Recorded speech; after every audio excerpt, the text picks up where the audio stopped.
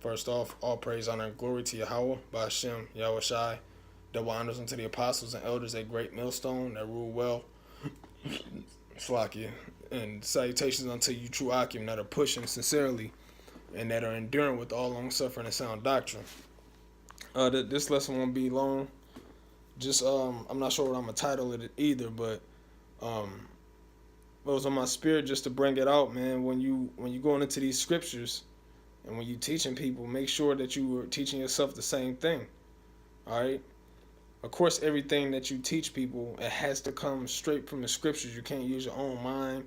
You can't add to it. You can't take from it. All right. When you're teaching sincerely and truthfully, you have to make sure that you filtering it through yourself, because you can go out there and teach the word and you can be on fire, but are you teaching yourself the same things? Yeah, I'm gonna get just a couple scriptures.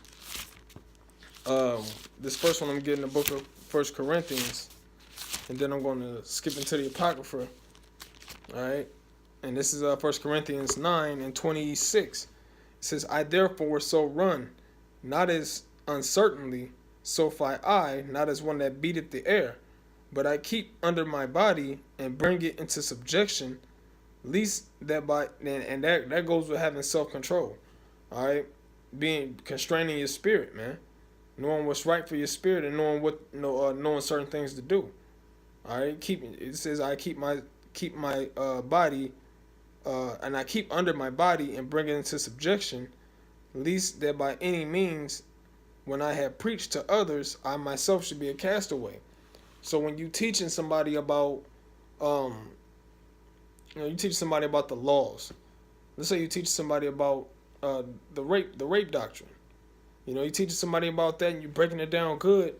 All right, but you don't keep that. You don't filter that through yourself. You don't really believe, man. That's what it's about. You have to believe, because if you don't truly believe, if you doubting, you're gonna be a castaway. And Paul, he gave a good example of how you should be. If you're gonna teach, make sure you teaching yourself as well, man. It's easy to go and put garments on and say the name of Yahweh Shem Yahweh Shai. It's easy to go and teach somebody about the properties of like avocados and mangoes and colloidal silver, and about certain certain herbs and whatever, man. It's easy to do all that, but do you really believe, man? Do you really trust your own information, or do you really, Salaki, not your own information? Do you really trust what the scriptures are saying? Because if you don't, you're going to be a castaway. So that leads me to this scripture here in the book of Ecclesiasticus 37. Okay, 37 in the sea, in verse 19. Yep, it says, "There's one that is wise and teacheth many," because you have brothers that are deep in knowledge. Like you have brothers that can break things down like you've never heard it before, and it's all spiritual. Like, for a perfect example of that is what's the name? Element. Wise man, taught a lot of people, man, brought a lot of people up in the spirit. All right, Batak. There are certain men that were great men in the scriptures, and they just went totally off, man. They didn't filter the scriptures through themselves at the end of the day. All right, and the proof is in where they at now, man. Because if you filter the scriptures through yourself, there's no way that the Most High is going to allow you to fall off if you're sincere, man. If you truly believe, you're going to stick with this thing. You're going to be in this thing until the time that Yahweh Shai comes back and redeems his elect, man. Redeems the Most High's elect. Okay? So it says, "There's one that is wise and teacheth many, and yet is unprofitable to himself." So if you don't, you can teach people all these things. You can teach people about salvation. You can teach people about the destruction of America, but do you really believe it, man? Are you really teaching yourself that too? Or are you just reading the scriptures, regurgitating it, and then just not believing, man? You know, the Most High didn't give us the spirit of fear. He didn't give us the spirit of doubting, man. All right. He gave us the spirit of sound mind, and he gave us the sound doctrine. That's what the Most High gave us, man. So, hey, best believe if the Most High gave you the spirit to fall off, you deserved it, man, because you really have to dig deep into these scriptures and filter them through yourself, or else you just doing it for fun. You're doing it for play. You're doing it for recognition. You know, to hell with all that recognition. To hell being popular, man. To hell with being that guy that people walk around and say, "Oh, that's that guy. He's wise. He know this. He know that. Ask him." But he don't know. He don't know the shit for himself, man. He don't keep the scriptures for himself. You know. So like I said, this wasn't gonna be a long video, but now that I think about it, on another note, you know, there are people. I'm just be frank about it. Pastors, man, pastors and false prophets, they'll teach you.